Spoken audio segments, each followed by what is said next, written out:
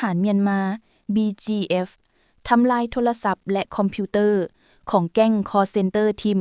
รวม22,000 กว่าหน่วยวันที่22พฤศจิกายน2025เวลา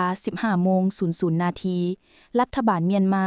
และกองกำลัง BGF ได้จัดพิธีทำลายโทรศัพท์มือถือ 20,000 หน่วยคอมพิวเตอร์ 2,000 สุดและอุปกรณ์อิเล็กทรอนิกส์อื่นๆอีกจำนวนหนึ่งที่ยึดได้ในการปราบปรามสแกมเมอร์ในพื้นที่สเวกกโกแขวงเมวาดีประเทศเมียนมาในวันที่18พฤศจิกายนที่ผ่านมาระยะวันที่18หา23พฤศจิกายนปี2025เจ้าหน้าที่เมียนมาสามารถจับกุมตัวผู้กระทำผิดแก๊งสแกมเมอร์ชาวต่างชาติได้ 1,540 คนภาพ The Reporter ถูกจับย้อนบ่มีใบอนุญาต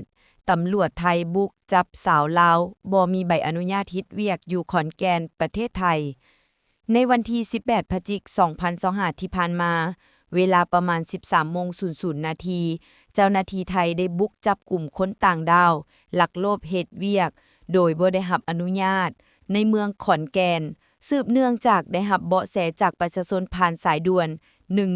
1178ว่ามีบุคคลต่างดาวสัญชาติลาวเฮ็ดเวียกโดยบ่ได้รับอนุญาตอยู่ห้านเสริมสวยแห่งหนึ่งที่ถนนหลังเมือง